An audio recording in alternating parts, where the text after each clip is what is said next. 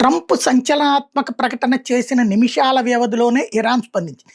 ఇరాన్‌లో ప్రస్తుతం ఉన్న దరిద్రం ఏంటంటే ఎవడు పాలకుడో ఎవడికి తెలీదు. మొక్తదా ఖొమైనీ ఎక్కడున్నాడో తెలీదు. ఆయన పేరుతో 1, 2 ప్రెస్ నోట్లు రిలీజ్ చేశారు తప్పించి ఆయన సంతకం లేదు, ఆయన లేడు, ఆయన మాట్లాడట్లేదు. కీలకమైనటువంటి నాయకులందరూ పోయారు.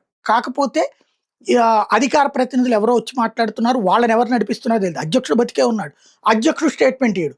అధికార ప్రతినిధులని ఎవరో స్టేట్మెంట్ ఇస్తారు. అధ్యక్షుడేమో గల్ఫ్ దేశాల మీద యుద్ధం వద్దంటాడు. కానీ ఇక్కడ యుద్ధం చేస్తా ఉంటారు. గల్ఫ్ దేశాలకు క్షమాపణ చెప్తాడు. కానీ వీళ్ళు గల్ఫ్ దేశాల మీద దాడులు చేస్తా ఉంటారు. గల్ఫ్ దేశాల్లో ఉన్నటువంటి ఆయుధ బేసులు అమెరికా ఆయుధ బేసులు మాత్రం ఆలక్ష్యమని అధ్యక్షుడు చెప్తాడు. కానీ ఆయిల్ క్షేత్రాలు, వ్యాపార క్షేత్రాలను కూడా ధ్వంసం చేస్తున్నది ఇరాన్. అంటే అధ్యక్షుడి మాట అక్కడ ఎవడూ వింటలేదు.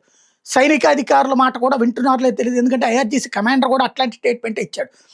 ఇచ్చినటువంటి వాడు చచ్చాడు. కానీ అక్కడ యుద్ధం అయితే యథావిధిగా కొనసాగుతుంది. అధికార ప్రతినిధిని ఎవరు నడిపిస్తున్నారో కూడా ఎవరికి తెలియదు. మొక్తదా ఖొమైనీ లేడు.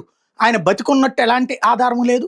తీవ్ర అనారోగ్యం పాలయ్యి ఉన్నాడు. తీవ్రంగా దాడికిలో గాయపడ్డాడు అన్నటువంటి అమెరికా ఎజ్జీలో చెప్తానికి ఖండించట్లేదు. బతికే ఉన్నాడని చెప్తున్నటువంటి ఆయన ముందు పెట్టట్లేదు. ఇది ఒక పక్కన నడుస్తోంది. ఇప్పుడు అమెరికా అధ్యక్షుడు ట్రంప్ నేను ఇరాన్తో చర్చలు జరిపాను. ఈ చర్చలు ఫలప్రదమైనవి. ఆ చర్చల తర్వాతన నిర్ణయం తీసుకున్నాము అన్నటువంటి విషయాన్ని చెప్పుకొచ్చారు. అందులో భాగంగా చర్చల తర్వాతన కీలకమైనటువంటి అడుగులు పడ్డాయి. ఇక రాబోయేటటువంటి రోజులు కాల్పుల విరమణ చేస్తున్నాము 5 రోజుల పాటు అని చెప్పారు. ఇరాన్ ఏం చెప్తోంది? అసలు మేము ఎట్లాంటి చర్చలు జరపలేదు, మాతో ఏ చర్చలు జరగలేదు. అమెరికాది కాల్పుల విరమణ అన్నటువంటిది అమెరికా సొంత నిర్ణయం, మాకు సంబంధం లేదు అని చెప్తోంది. దాంతో పాటుగా అమెరికా భయపడిపోయింది, ఇజ్రాయెల్ భయపడిపోయింది, మేము కొట్టిన దెబ్బలతో ఓడిపోయింది, ఆ ఓటమి కారణంగా ఎట్లాంటి నిర్ణయం తీసుకుంది అంటూ కొత్త భాష్యాలు చెప్తోంది. అంటే ఇది ఇంకోటి అమెరికా ఇది ఒక గేమ్ లాగా నడుపుతోంది. కాల్పుల విరమణ పేరు చెప్పి మేము అప్రమత్తంగా లేకపోతే దాడులు చేద్దాం అనుకుంటోంది. మేమైతే ఎట్లాంటి చర్చలు లేదు, మేము దీన్ని నమ్మము అని చెప్తోంది. మరి ఈ అధికార ప్రతినిధులు ఇచ్చినటువంటి స్టేట్మెంటు వాళ్ళతో చర్చలు జరగకపోతే మరి అసలు చర్చలు ఎవరితో జరిపినట్టు?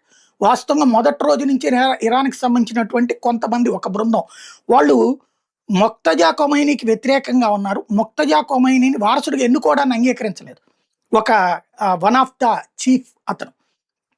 ఎందుకు అంటే మొక్తదా ఖొమైనీ కొడుకుకి ఇవ్వకూడదట. వాళ్ళ మతాచారాల ప్రకారం, వాళ్ళ సిద్ధాంతం ప్రకారం కొడుక్కి ఎట్లా ఇస్తారంటూ అడ్డం తిరిగాడు. అతను కూడా చచ్చిపోయాడు.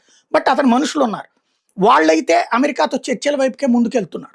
వాళ్ళు ఏమన్నా చర్చించారు. వాళ్ళకి ఇక్కడ మొక్తదా ఖొమైనీకి సంబంధం లేదు, ప్రభుత్వానికి సంబంధం లేదు. చర్చలు జరిపితే ఎవరు జరపాలా?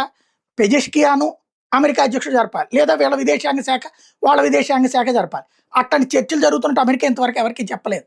కాబట్టి ఇరాన్ ప్రకటన నమ్మాల్సి వస్తుంది. ఏకపక్షంగా అమెరికా ప్రకటించేసిందా అన్నటువంటి సందేహం వస్తుంది.